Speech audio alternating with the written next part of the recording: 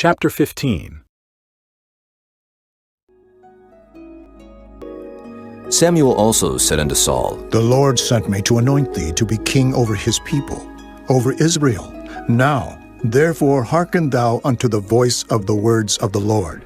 Thus saith the Lord of hosts, I remember that which Amalek did to Israel, how he laid wait for him in the way, when he came up from Egypt. Now go and smite Amalek, and utterly destroy all that they have, and spare them not, but slay both man and woman, infant and suckling, ox and sheep, camel and ass. And Saul gathered the people together, and numbered them in Telaim 200,000 footmen, and 10,000 men of Judah. And Saul came to a city of Amalek, and laid wait in the valley. And Saul said unto the Kenites, Go, depart, get you down from among the Amalekites, lest I destroy you with them. For ye showed kindness to all the children of Israel when they came up out of Egypt. So the Kenites departed from among the Amalekites, and Saul smote the Amalekites from Havilah until thou comest to Shur, that is over against Egypt. And he took Agag, the king of the Amalekites, alive, and utterly destroyed all the people with the edge of the sword. But Saul and the people spared Agag, and the best of the sheep, and of the oxen, and of the fatlings, and the lambs, and all that was good, and would not utterly destroy them, but everything that was vile and refuse, that they destroyed utterly. Then came the word of the Lord unto Samuel, saying, It repenteth me that I have set up Saul to be king, for he is turned back from following me, and hath not performed my commandments. And it grieved Samuel, and he cried unto the Lord all night.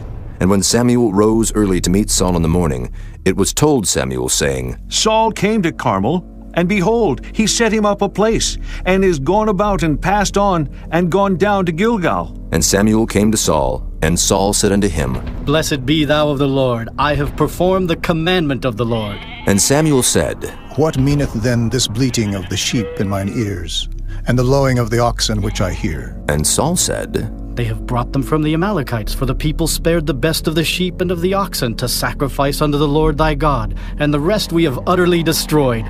Then Samuel said unto Saul, Stay, and I will tell thee what the Lord hath said to me this night. And he said unto him, Say on. And Samuel said, When thou wast little in thine own sight, wast thou not made the head of the tribes of Israel? And the Lord anointed thee king over Israel? And the Lord sent thee on a journey, and said, Go and utterly destroy the sinners the Amalekites, and fight against them until they be consumed. Wherefore then didst thou not obey the voice of the Lord, but didst fly upon the spoil, and didst evil in the sight of the Lord? And Saul said unto Samuel, Yea, I have obeyed the voice of the Lord, and have gone the way which the Lord sent me, and have brought Agag the king of Amalek, and have utterly destroyed the Amalekites. But the people took of the spoil sheep and oxen, the chief of the things which should have been utterly destroyed, to sacrifice unto the Lord thy God in Gilgal. And Samuel said, Hath the Lord as great delight in burnt offerings and sacrifices as in obeying the voice of the Lord?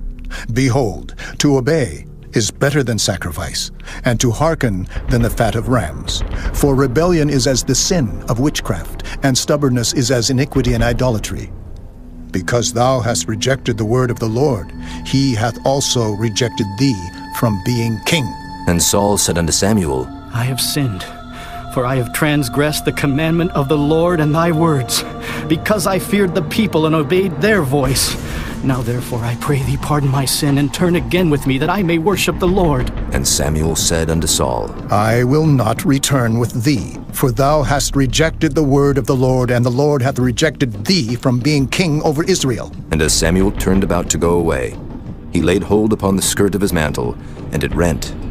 And Samuel said unto him, The Lord hath rent the kingdom of Israel from thee this day, and hath given it to a neighbor of thine that is better than thou.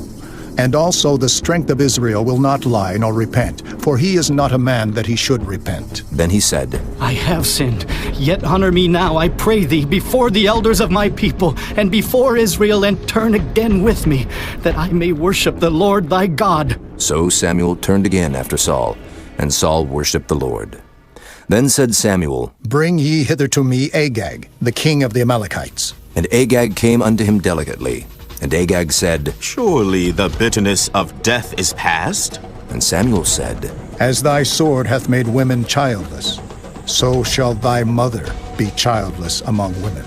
And Samuel hewed Agag in pieces before the Lord in Gilgal. Then Samuel went to Ramah, and Saul went up to his house to Gibeah of Saul. And Samuel came no more to see Saul until the day of his death. Nevertheless Samuel mourned for Saul, and the Lord repented that he had made Saul king over Israel.